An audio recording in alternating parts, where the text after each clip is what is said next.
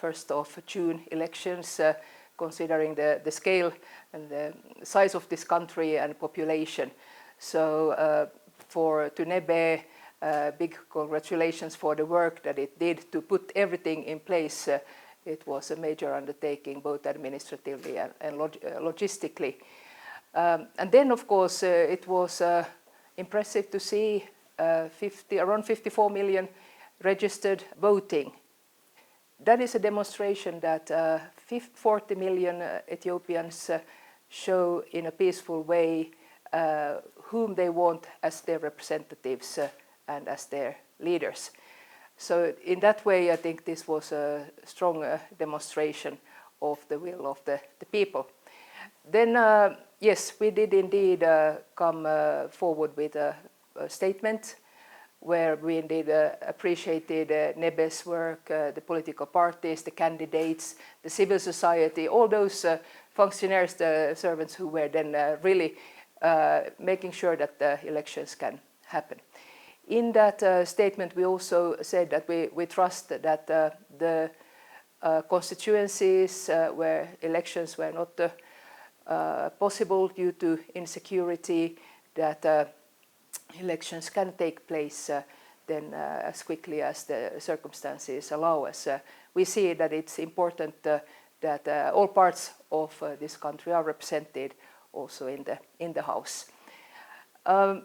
I had the possibility to visit some of the polling stations during election day as a guest of Nebe, and it was impressive to see the peaceful way that Ethiopians were lining up, standing in queues for hours to cast their vote. Then we didn't participate as EU in any election observation. That did African Union and IGAD. And to a broad extent, we agreed to the conclusions and the recommendations that they came forward with. So elections, yes, I think this was like an important step in the democratization of Ethiopia. But as any state, it's never like democracy is never like ready. It's static, and you need to work on it. So therefore, I think the recommendations and conclusions of the African Union on this, or the preliminary recommendations and conclusions, is something that we very much agree to, about the need for an inclusive, sustainable political dialogue, to create a national consensus, to build more trust among political actors, to have more diversity in the political field, to strengthen further institutions like Nebe, we can come back to that later, and also then to give citizens like the space to really contribute and have their voice also beyond the elections. As elections, that's like one part of democracy building. And the fact that Nebe now opened up this also for IDPs and those serving in the army, that they could also cast their vote, it's an important step. But of course then the fact that digitalization was now introduced, that this can be more inclusive, draw like new voters, so more accessible. And it would be indeed interesting to see like if there is a study after these elections, like who used this the digital platform. Of course, we know that there were some challenges. The digital tools and the platform is of course part of also of the digital Ethiopia 2030, and this comes in an ecosystem where like different things have to be in place. So I think these were like parts of like the progress. But on participation, this is also like you have to work on it, and that is also the lesson that we have drawn in Europe, where elections sometimes rather like low participation, and where then like more communication, more awareness raising, more training, civic training is needed then for citizens then to know that why is it important to participate in elections?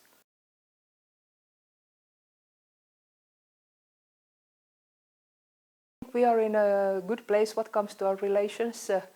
Indeed, a number of developments since we last talked. We had a very successful business forum, EU-Ethiopia, with 250 European and 250 Ethiopian companies. So that was a strong platform to continue to work on. And then one is so-called 25A, so visa restriction has been lifted, as that meant that Ethiopians had to apply 45 days in advance to get a visa to Europe.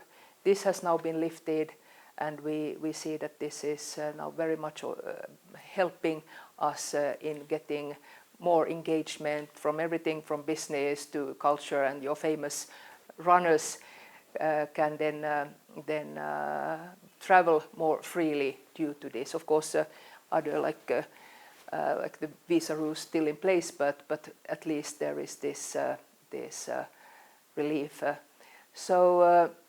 And then we have many areas where we share the interest, where we cooperate, be it in the energy, be it in digitalization, agri industry, health, just to mention the key tracks.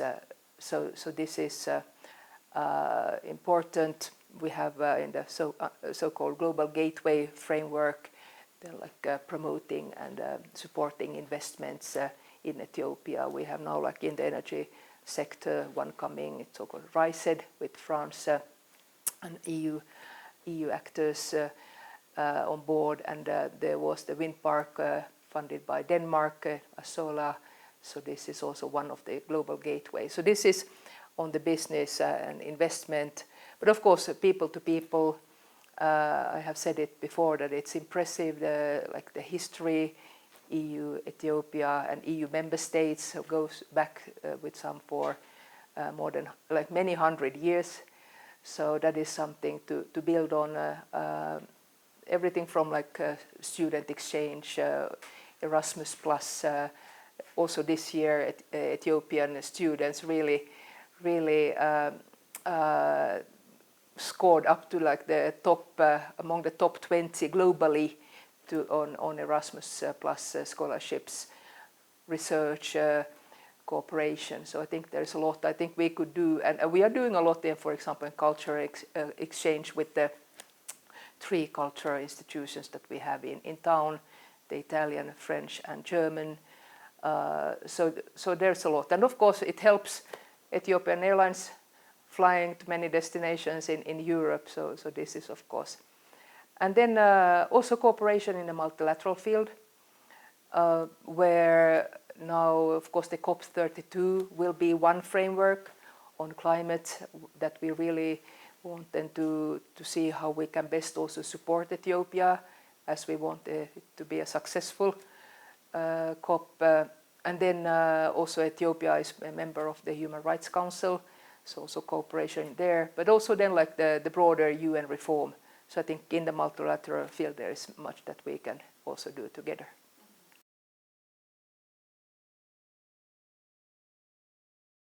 This is of course a rather turbulent region, and developments in different parts of the Horn can have influence also the situation here and vice versa. So the fact to hold elections and have, as said, 40 million citizens showing that in peaceful means they want to elect their representatives. This I think is a strong message. Then of course, if we look at the broader environment, that evidently considering the situation in the Horn, well, some years ago we had I think there were a lot of hope. There was this promise of a civic transition in Sudan. There was the Eritrea-Ethiopia peace agreement in 22, the Pretoria Agreement that concluded this devastating and brutal war. So there have been moments of hope and peace. Of course, different developments since. That what is important, that arms remain silent, and to zoom in on Ethiopia in this region, that to work through this kind of broad engagement with the society, national dialogue. We will have the national dialogue conference starting mid-July. These are frameworks where then people can engage. And that, of course, is now also considering like the different developments, the fact that unilateral measures on new administrative structures, forced conscription, like enacting of martial law. These are like in some parts really like giving the wrong message and creating more mistrust and creating like deeper divides. So anything that can be done to really bring all actors back to discussions, negotiations, to build confidence and trust, that is absolutely key. And there we see that the African Union is playing a central role.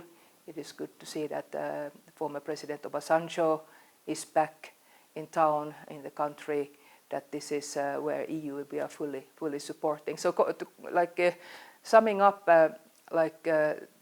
stability, economic prosperity in Ethiopia is key, of course, for this country, but also then for the whole of the region, the Horn of Africa.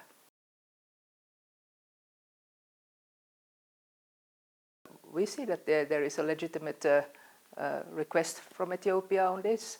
It's legitimate that Ethiopia wants to diversify ports. It is also clear to us that this can only happen through negotiations with the literal state or states concerned.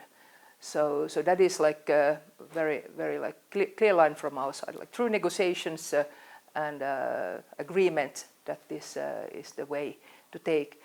We see that if there would be movement on this could be in favor for the whole region, both economic integration, and with economic integration comes also then like trust and confidence, as there are more contacts. So, and in fact we already have a tool for this. It's called Horn of Africa Initiative, that is indeed bringing together the actors from this region to discuss, but also then concretely see like what kind of infrastructure can then support regional economic integration. EU, we have many member states who are landlocked, so we are very much ready to share our expertise and experience in like regional integration and how then those landlocked states also get then the access to ports.